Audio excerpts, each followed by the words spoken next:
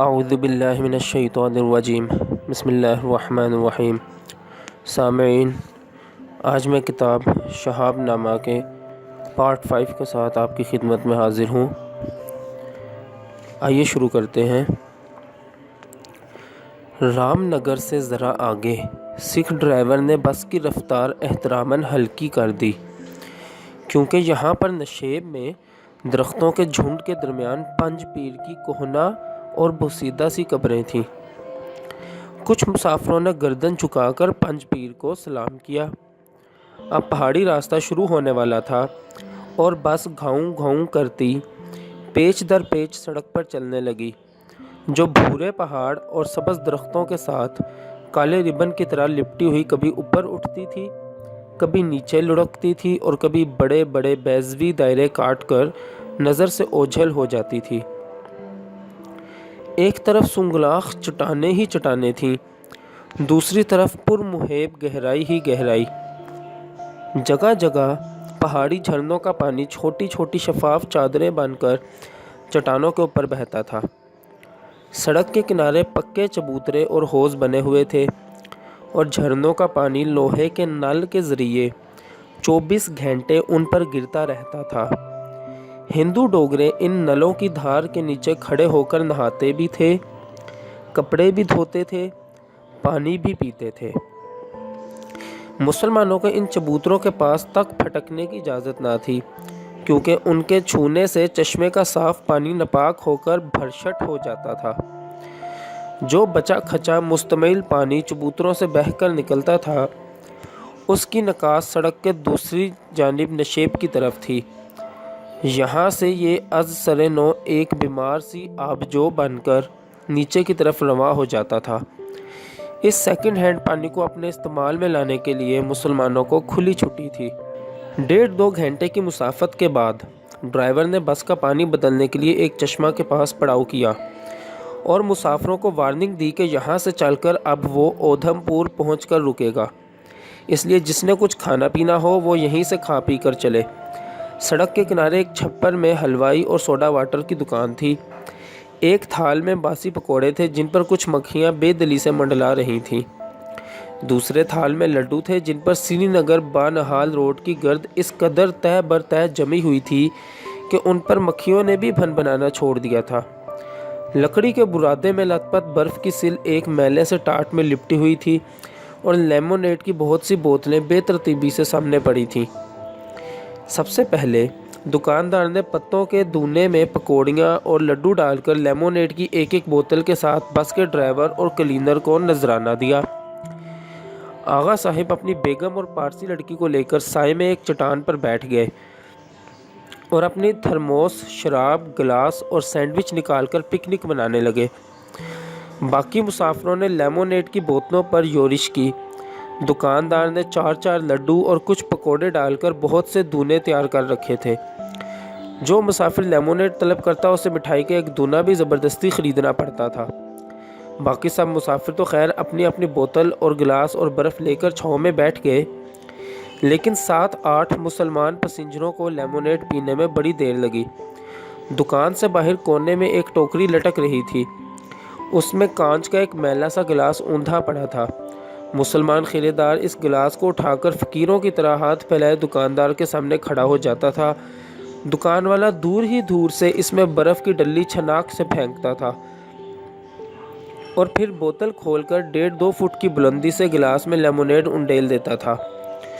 کچھ جھاگ خریدار کے ہاتھ پر پڑتی تھی، کچھ چھینٹے اس کے کپڑوں پر اڑتے تھے اور 2-3 گھونٹ بوتل میں بچ رہتے تھے جسے منہ لگا کر اور ڈکار مار کر حلوائی خود ہضم کر لیتا تھا۔ لیمونیڈ پی کر ہر مسلمان اپنا گلاس دھو کر دوسرے خریدار کے لیے باہر والی ٹوکری میں لٹکا دیتا تھا۔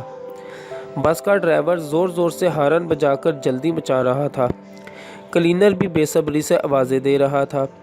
آغا صاحب الگ ناک بھوں چڑھا رہے تھے۔ البتہ کشمیری پنڈت پروفیسر مطمئن بیٹھے تھے۔ انہوں نے حلوائی کی بھٹی سے پنڈتانی کی کانگڑی میں نئی راکھ مفت بھر لی تھی اور موقع پا کر آغا صاحب کے ساتھ اپنی گفتگو کی تمہید بھی باندھ لی تھی۔ کلینر سے ساز باز کر کے انہوں نے اپنی جگہ بدل لی تھی اور پنڈتانی کو پچھلی سیٹ پر اکیلے چھوڑ کر اب وہ آغا صاحب کے بالکل قریب آ بیٹھے تھے۔ بس دوبارہ روانہ ہوئی تو تازہ دم تھی، لیکن ڈرائیور کا موڈ بہت جلد خراب ہو گیا۔ سڑک پر تا حد نظر تیتر بتر انسانوں کی لائن ہی لائن لگی ہوئی تھی۔ میلے میلے، بھورے بھورے، پھٹے پرانے کپڑوں میں ملبوس خمیدہ کمر لوگ 2-2 3-3 من وزن پیٹھ پر اٹھائے رینگ رینگ کر چڑھائی چڑھ رہے تھے، جیسے دیوار پر چونٹیوں کی بے ترتیب قطاریں چل رہی ہوں۔ انہوں نے خشک گھاس کے بنے ہوئے چپل پہنے ہوئے تھے اور ان کے تمتمائے ہوئے چہرے پسینے میں شرابور تھے۔ یہ کشمیری مسلمانوں کی قوم نجیب و چرب دست و تر دماغ کے نمائندے تھے، جنہیں عرف عام میں ہاتھو کہا جاتا تھا۔ موسم سرما کے شروع ہوتے ہی وہ اپنا فردوس بر روئے زمین چھوڑ کر پا پیادہ قافلہ در قافلہ پنجاب کے میدانوں میں اتر جاتے تھے۔ ان کی مائیں، بہنیں اور بیٹیاں تو اپنے برف سے گھرے ہوئے چھوٹے چھوٹے چوبی گھروں میں ساری ساری رات کڑوا تیل جلا کر قالین بنتی تھیں، یا شال اور غلیچے کاٹتی تھیں، یا پھولدار نمدے بناتی تھیں، یا اخروٹ کی لکڑی تراش تراش کر نازک نازک سگریٹ کیسوں، تپائیوں اور پھولدانوں پر نقش و نگار کھودتی تھیں، جنہیں مقامی ساہوکار اونے پونے داموں خرید کر سیاحوں کے ہاتھ بڑی بڑی قیمت پر بیچ ڈالتا تھا۔ سنسان راتوں میں برفانی ہوا کے جھکڑ درختوں اور دیواروں اور چٹانوں سے ٹکرا کر خوفناک چیخیں مارتے تھے۔ وقتاً فوقتاً برف کے بڑے بڑے تودے چھتوں سے گر کر سناٹے میں زلزلوں کا ارتعاش پیدا کرتے تھے۔ تیل کے چراغ گل ہو جاتے تھے، کانگڑیوں کی آگ سلگ سلگ کر راکھ ہو جاتی تھی، لیکن لکڑی کے چھوٹے چھوٹے کابکوں میں محبوس بوڑھی اور جوان عورتوں کی فنکار انگلیاں اپنے کام میں لگاتار مصروف رہتی تھیں۔ دھڑکتے ہوئے دلوں سے وہ کبھی حضرت شاہ ہمدان رحمۃ اللہ علیہ کی حکایات میں مگن ہو جاتی تھیں، جنہوں نے وادی کشمیر میں اسلام کی شمع روشن کی تھی۔ کبھی وہ عارفہ کے گیتوں میں صبر و قرار کا سہارا ڈھونڈتی تھیں۔ صبر بیٹا صبر، صبر تو ایک سنہری پیالہ ہے، یہ اتنا بیش قیمت ہے کہ اسے خریدنے کا ہر کسی کو یارہ نہیں۔ صبر بیٹا صبر، صبر تو نمک، مرچ اور زیرہ کا تیز مرکب ہے، یہ اتنا تلخ ہے کہ اسے چکھنے کی ہر کسی کو تاب نہیں۔ جب کبھی برف و باران کا طوفان تنہائی کی راتوں کو اور بھی تاریک اور طویل کر دیتا تھا تو ان کے شوق کی گہرائیوں سے حبہ خاتون کے درد و فراق کے نغمے لہرانے لگتے تھے۔ ویو میانہ پوشے مدنو، میں سب رہگزاروں پر پھولوں ہی پھولوں کی سیج بچھا دوں گی، اے میرے پھولوں سے پیار کرنے والے محبوب آ جاؤ،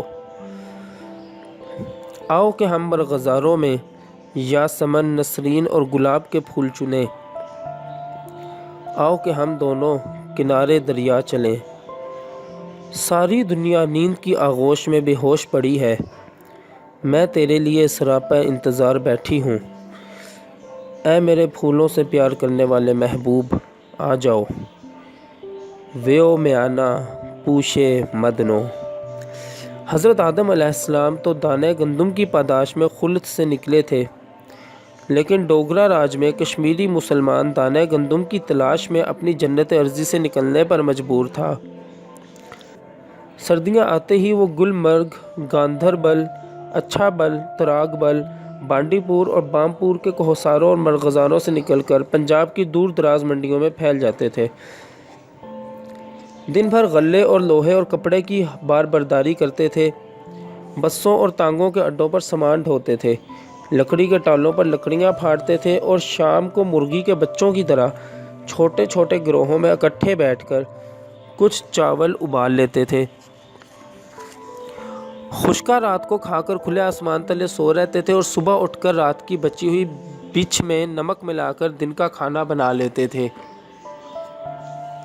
اسی طرح خون پسینہ ایک کر کے گرمیوں میں جب وہ کچھ نقدی بچا کر اور 2-2.5 من سامان پیٹھ پر لاد کر اپنی جنت گمگشتہ کی طرف واپس لوٹتے تھے تو کہیں کسٹم والے ان کا مال لوٹتے تھے، کہیں کوئی ڈوگرا سردار برسر عام ڈرا دھمکا کر ان کی پونجی ہتھیا لیتا تھا، کہیں پولیس اور محکمہ مال کے اہلکار انہیں سرے راہ پکڑ کر کئی دن کئی ہفتے مفت کی بیگار میں لگائے رکھتے تھے۔ یوں بھی کشمیری مسلمان کا بال ڈوگرا حکومت کے لاتعداد ٹیکسوں میں جکڑا رہتا تھا۔ پھولوں پر ٹیکس، سبزی پر ٹیکس، بھیڑ بکری اور گائے پر ٹیکس، چولہا ٹیکس، کھڑکی ٹیکس، اون ٹیکس، شال ٹیکس، نجار اور خیاط پر ٹیکس، مزدور اور معمار پر ٹیکس، نان بھائی اور لوہار پر ٹیکس، ملاح اور کمہار پر ٹیکس، ارباب نشاط پر ٹیکس۔ بس فقط ایک حجام تھا جو ٹیکسوں کی مکڑی کے جالے میں کسی وجہ سے گرفتار نہ تھا۔ باقی انشاءاللہ اگلی ویڈیو میں۔